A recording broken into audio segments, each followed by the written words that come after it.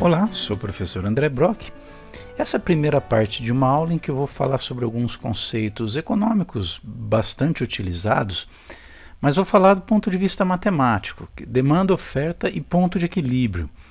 Então, vamos tratar a demanda e oferta como funções matemáticas, e a determinação do ponto de equilíbrio vai ocorrer através da análise dessas funções. Então, são aplicações que a gente vai ver para funções matemáticas, com mais ênfase aqui nas funções de primeiro grau, que é o que acaba ocorrendo na maior parte das vezes quando a gente analisa esse tipo de variável, esse tipo de relação entre variáveis, entre demanda e oferta. A gente define aqui como demanda qualquer bem ou serviço procurado no mercado por determinado preço e em determinado momento. É a procura, né? Demanda a gente também utiliza aqui um sinônimo, a procura por determinado item, a quantidade procurada. A oferta é a quantidade de bens ou de serviço que se oferece no mercado a um determinado preço. Então perceba aqui que o preço está presente aqui nas duas definições, porque nós vamos trabalhar essa procura, essa demanda, que a gente vai chamar de D, né, a partir da variável preço. Então, uma D de P, assim como a gente costuma fazer referência a f de x, né, uma função f que depende da variável x. E a oferta, geralmente nós representamos por S de P. Quer dizer, tanto a demanda como a oferta são funções matemáticas que a gente vai estar analisando aqui. Agora, como obter na prática, por exemplo, uma função demanda? Nós vamos aqui dar um tratamento matemático à função demanda. Então, dada a função, o que a gente pode extrair de informação dessa função, mas numa situação prática em que você faz, por exemplo, um levantamento sobre a variação de preço de um determinado produto e a demanda associada, então a demanda é a quantidade procurada referente a um determinado produto, pode ser um serviço também, a partir de um determinado preço, a partir de preços que são estabelecidos. O que se sabe, né, o que se espera numa relação como essa, é que a variação de preço vai proporcionar uma variação de demanda. Não quer dizer que demanda dependa só do preço, mas sem dúvida nenhuma, na maior parte dos produtos, o fator, né, um dos fatores principais, se não o principal, é o preço na determinação da demanda. Vamos pensar em volume de vendas numa empresa, que teria uma ideia muito parecida aqui com a demanda. Se você aumenta o preço do seu produto, a tendência é diminuir o volume de vendas em quantidade desse produto. Você pode até vir a ter um faturamento maior, porque aumentou o preço, até um lucro maior. Pode, né? Não necessariamente isso vai ocorrer, mas eu estou falando de quantidade, quer dizer, se aumenta o preço, a tendência é vender uma quantidade menor. Se você diminui o preço, você vende mais. É assim que se espera o comportamento com relação à demanda e preço. Então imagine aqui que você fez um levantamento para um determinado produto com variação de preço. Olha, quando o preço era R$5, foram vendidas 200 unidades. Então para esse x, né, igual a 5, o y ou f de x, tá, foi 200. Ok? Para R$6, ao nível de vendas 175. Olha aí, aumentou o preço, diminuiu um pouquinho o nível de vendas. Aumentou mais um pouquinho o preço. Ah, mas calma aí, aqui, né, tá esquisito. Eu aumentei o preço e vendeu mais. Exatamente porque demanda não depende só de preço. Tá? E há a questão da aleatoriedade, por algum motivo, por fatores externos, fatores até que a gente não consegue muitas vezes explicar, é a própria casualidade, né? Houve uma certa variação no nível da demanda, mesmo esperando pelo aumento de preço, esperando uma diminuição da demanda, não, a demanda até aumentou um pouquinho, tá? Mas depois aumentou de novo o preço aqui, a demanda caiu, foi para 150 e assim por diante. Então, esse conjunto que nós temos aqui é um conjunto que pode muitas vezes ocorrer na prática, né? Então, na prática, como eu posso obter a função que relaciona a demanda com o preço? Eu vou alternar agora aqui para o Excel e nós vamos ver uma maneira muito prática e rápida de fazer isso com a utilização do Excel, sem muito detalhamento, sem muita profundidade no que eu vou mostrar. É um método estatístico, né, que nós utilizamos aqui, mas eu vou mostrar o procedimento no Excel. Tá aqui a planilha, eu digitei aqueles valores da tabela aqui, preço e demanda. Tá? O que nós vamos fazer agora é selecionar o conjunto de dados, preço e demanda. Aí a gente vem aqui em inserir, ok? Gráficos, essa parte de gráficos, nós vamos clicar aqui nesse tipo de gráfico, que é o gráfico de dispersão XY, e vamos escolher aqui um subtipo, tá? Que é o primeiro deles aqui, esse conjunto de pontos simplesmente, e dei OK.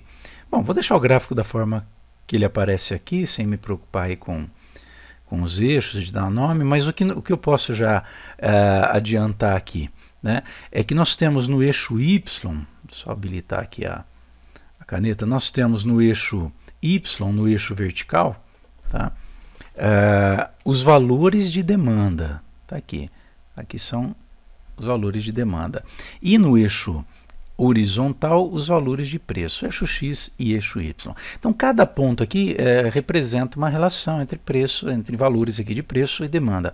Por exemplo, esse ponto 5,200 é esse ponto aqui, olha.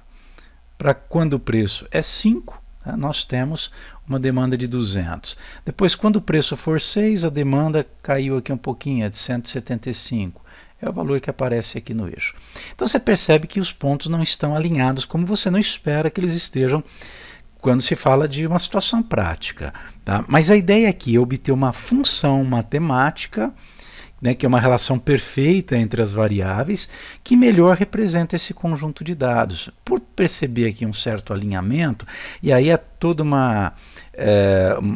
há testes estatísticos que podem ser realizados, eu não vou entrar nessa questão, fazer uma simples regressão, que a gente chama regressão linear, esse é o método que a gente utiliza aqui. Você vai fazer o quê? Clique com o botão do mouse, com o botão direito do mouse, sobre qualquer ponto aqui, tá? Deixa eu só sair da área de desenho, você vai clicar sobre qualquer um dos pontos aqui. Então, eu clicando aqui com o botão da direita, aparece essa lista de opções, você vai clicar aqui em adicionar linha de tendência, ok? Já está aqui, né, pré-selecionado o linear, é o que a gente quer. É que você percebe se esse conjunto tem o formato de uma função de segundo grau, exponencial, logarítmica, você pode mudar aqui, tá ok? Mas é linear. Perceba que ele já traçou uma linha aqui, né, pontilhada, você pode mudar depois a configuração, mas eu vou por aqui exibir equação no gráfico. Pronto, agora eu posso fechar aqui. Olha aí a relação entre Y, demanda, né, e X, que aparece aqui, que é o preço. Então, se você quer estimar a demanda para um determinado preço, você joga o valor aqui, vamos habilitar aqui, né, você joga o valor aqui para X e calcula o Y. Por exemplo, eu quero saber o que acontece se o meu preço for igual, vamos pegar um preço nesse intervalo aí, mas que não apareça. Se o meu preço for igual a R$ 7,50, qual vai ser a minha demanda? Você vai pegar essa função, menos 19,0107, que multiplica o valor do x, 7,50, somado a 293,08. Então essa função serve, por exemplo, para você fazer estimativas. Você não precisa praticar o preço de 7,50 para ter uma noção da demanda. Você faz essa estimativa aqui pela função. Tá ok? Então, abrindo aqui a calculadora, por exemplo, eu vou fazer 19,107, que multiplica 7,50. O resultado é 143, tal, 30, alguma coisa. Eu vou trocar o sinal, porque é negativa essa conta, né? Negativo o resultado, e vou somar 293,08. Resultado aí 149,77, quer dizer, aproximadamente aqui 150 unidades vai ser a minha demanda. Ok? Isso só para você mostrar, para você ver, né, para eu mostrar numa situação prática como é que você pode obter a função demanda, obter uma função desse tipo aqui, que é uma função de primeiro grau. Isso daqui é função de primeiro grau. Ok? Bom, mas agora nós vamos voltar e vamos trabalhar exemplos com números mais redondos aí para a gente entender a lógica da análise da função, ok? Vamos lá. Tá aqui, vamos para o nosso segundo exemplo. Aqui a função demanda já é dada. Foi obtida de alguma forma semelhante ao que eu mostrei.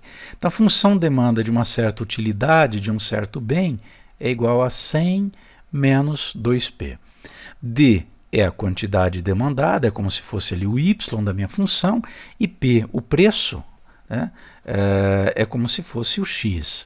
Então, tem o preço unitário em reais e a quantidade, né, em unidades, poderia ser em quilogramas, poderia ser em qualquer outra unidade aí que representasse quantidade de alguma forma.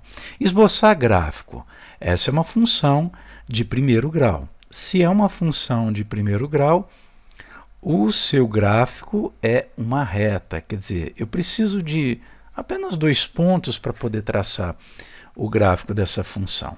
Okay? Depois, determinar a variação possível do preço e da demanda, né? E qual é a variação da demanda para cada aumento de R$1 no preço. Então, tendo o gráfico, a gente já consegue responder a letra B com mais facilidade. E dá para analisar também a letra C, que já poderia ser analisada a partir da própria expressão da função, ok? Então vamos lá, como que eu posso obter o gráfico, ou pontos para poder traçar esse gráfico? Bom, se a função demanda é 100 menos 2p, tá?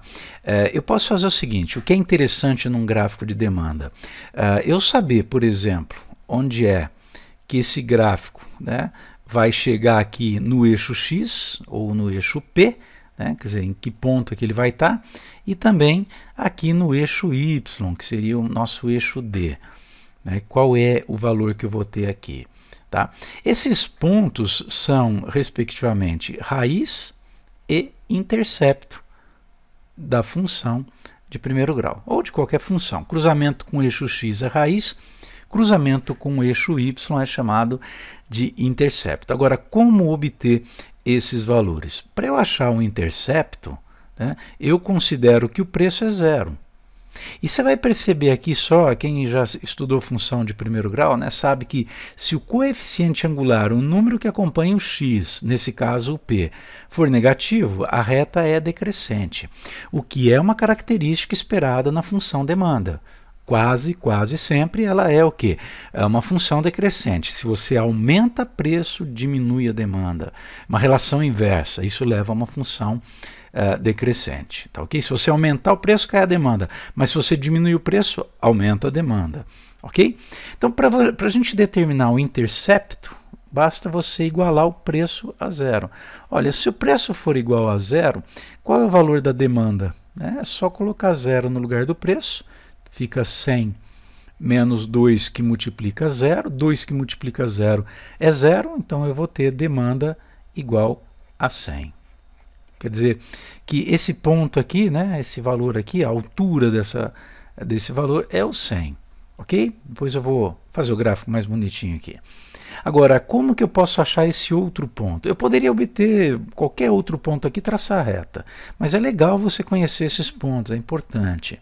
Se eu igualar a demanda a 0, ou seja, quando eu igualo o y a 0 aqui, eu estou encontrando um ponto no eixo x, que é o que eu quero, que é a raiz. Então, se a demanda for 0, vamos pegar essa função aqui, demanda é igual a 100 menos 2p. Né? Se eu colocar 0 no lugar de D, vai ficar 100 menos 2p, eu vou lá, resolvo a equação e encontro o valor do preço que zera a demanda. Bom, trabalhando aqui 100 menos 2p, eu vou colocar 2p aqui dos dois lados, tira do lado direito, fica do lado esquerdo, 2p igual a 100. Para determinar o valor de p, basta fazer 100 dividido por 2, portanto, p igual a 50. O P igual a 50 é o valor de preço que zera a demanda. A gente vai já analisar isso, ok? Então tá aí, ó. Quando a demanda for zero, ou melhor, quando o preço for zero, mas na prática a gente não vai colocar o preço igual a zero de um produto, né? Tá, mas se eu pudesse, matematicamente aqui eu posso fazer isso na função, né? Se o preço for zero, a demanda é 100, só para localizar o ponto no gráfico. Por outro lado, se a demanda for zero ou para a demanda ser igual a zero, o preço tem que ser 50. Demanda igual a zero, não tem demanda. Tá? Também na prática é um valor que você vai desconsiderar. Tá? Vamos ver isso então, como é que fica aqui no gráfico. Olha aí o nosso gráfico. Né? Perceba que eu coloquei aqui, né, uma bola vazia para indicar que esse ponto não pertence ao gráfico. Esse daqui também não. Por que eles não pertencem? Porque esse ponto aqui está associado a um preço igual a zero. Agora, qualquer outro preço aqui, teoricamente, pode ser considerado. Tá? E esse ponto aqui de baixo está associado a uma demanda igual a zero. Tá ok? Mas eu marquei os dois pontos, eles vão me servir para poder traçar a reta, na verdade aqui um segmento de reta, uma parte da reta, né? E tá feito o gráfico. Inclusive a gente pode analisar, olha que legal aqui, se o preço for igual a 20, né, qual é a demanda esperada? 60. Se o preço for igual a 30, qual é a demanda esperada? 40 e assim por diante. Eu posso obter qualquer outro valor aqui, mas eu posso também utilizar a expressão algébrica, né? 100 menos 2P, para fazer o cálculo de cada um dos pontos. Por exemplo, olha aqui, se o preço é 20, né? Se você colocar 20 no lugar do preço, vai ficar menos 2 que multiplica 20. Então a demanda vai ser 100 menos 2 que multiplica 20, que é 100 menos 40, que dá 60, que é o valor que nós temos aqui no gráfico. Né? Qualquer ponto que você considerar aqui dessa reta ou desse segmento é um ponto que se obtém trabalhando a expressão algébrica, substituindo o valor de preço e calculando a respectiva demanda. Ok? Só dar uma limpada aqui nas minhas anotações. Vamos para a letra B agora, que pede para fazer uma análise da possível variação de preço. Lógico que a prática, né, a situação prática vai determinar, olha, esse produto aqui, nem pensar, é inviável se pensar num preço abaixo de 20 ou de 30. Então nós precisaríamos de mais informação para o produto ou sobre o produto. Vou falar em demanda, em preço de venda, eu preciso fazer uma análise de viabilidade do produto para determinar esse preço de venda, qual é o custo por unidade e tudo mais. Tá? Mas isso a gente vai esquecer aqui porque nós não temos essa informação. A informação que nós temos simplesmente desse produto é que a sua demanda segue essa relação matemática. Então é isso que nós podemos fazer aqui, o gráfico, por exemplo. E qual é a variação possível de preço? Bom, preço igual a zero eu não considero. Preço igual a 50 também não. Por quê? O preço igual a zero é óbvio, né? Porque eu não considero, você está dando o produto. Agora, o preço igual a 50, ele até poderia ser praticado, mas o estudo aqui me diz que se eu praticar esse preço de 50, não vai ter demanda, quer dizer, o produto não vai ser procurado. Então eu desconsidero por esse motivo. Daí eu concluo que a variação de preço pode ocorrer, né, nesse intervalo aqui. Então, respondendo ao item B, né, falando aqui do item B, né, eu posso dizer que o meu preço ele tem que ser maior que zero e ao mesmo tempo menor que 50. Você pode escrever dessa forma, ou escrever, né, no português também. Pode escrever assim também, uma maneira prática de indicar que é maior que um número e menor que outro, a variável, você coloca a variável entre esses dois valores com o sinal de menor que. Tá? Eu estou dizendo que zero é menor que o preço P, quer dizer, o P pode ser qualquer valor maior que zero, se você fizer a leitura da direita para a esquerda, né? E ao mesmo tempo esse P tem que ser menor do que 50. Ok? O item C pede para a gente analisar o que ocorre, né? O que acontece cada vez que há um aumento de uma unidade ou de R$1, né, a unidade aqui do preço é o real, de R$1 no preço. Tá. Vamos lembrar que a demanda é 100 menos 2P. Então, quem já estudou, quem se lembra do estudo de função de primeiro grau, sabe que o coeficiente angular, que é um número que multiplica o x numa função de forma mais teórica aqui, ax mais b, função do primeiro grau, né? O A é o coeficiente angular, é o que multiplica o x. Aqui a ordem está invertida, né? Aqui o B é o 100 e o A é menos 2. Esse A, coeficiente angular, diz exatamente quanto que o y ou a f de x varia para cada aumento de uma unidade no x. Então a resposta ao item C pode ser dada de forma direta aqui, né? Cai, né? É menos 2 o resultado, ou seja, cai 2 unidades. Cada aumento de R$1 no preço, a demanda cai 2 unidades. Ok? Você pode também, por exemplo, eu vou considerar um preço igual a 10 e depois um preço igual a 11. Mas aí eu estou escolhendo 2 valores específicos. Complicado generalizar, né? Bom, seria se não fosse uma função do primeiro grau. Como é de primeiro grau, variação, né, linear, a gente sabe que essa variação de uma unidade, um aumento de uma unidade no preço ou no x, vai acarretar uma variação no y ou na demanda que vai ser igual para qualquer aumento, de 10 a 11, ou se fosse de 20 a 21, de 22 a 23 e assim por diante. Quando o preço é 10, a demanda vai ser 100 menos 2 vezes o 10, ou seja, 100 menos 20. Essa demanda vai ser de 80 unidades. Perfeito? Agora, se o preço for 11, a demanda vai ser 100 menos 2 vezes 11. Portanto, 100 menos 2 vezes 11, 22. E 100 menos 22 vai dar 78. Perceba aí, houve um aumento de 10 para 11, então aumentou R$1, uma unidade no preço, e o que aconteceu com a demanda? Caiu 2 unidades. Então isso já era esperado só de ver aqui o coeficiente angular. Ok? Então assim a gente encerra a primeira parte aqui do vídeo. Nós vamos continuar e na próxima parte eu vou falar sobre a função oferta para depois definir o tal ponto de equilíbrio, que depende exatamente de uma análise conjunta de demanda e de oferta. E depois disso, então, a gente vai trabalhar pelo menos mais uma aplicação aí, ok? Até lá!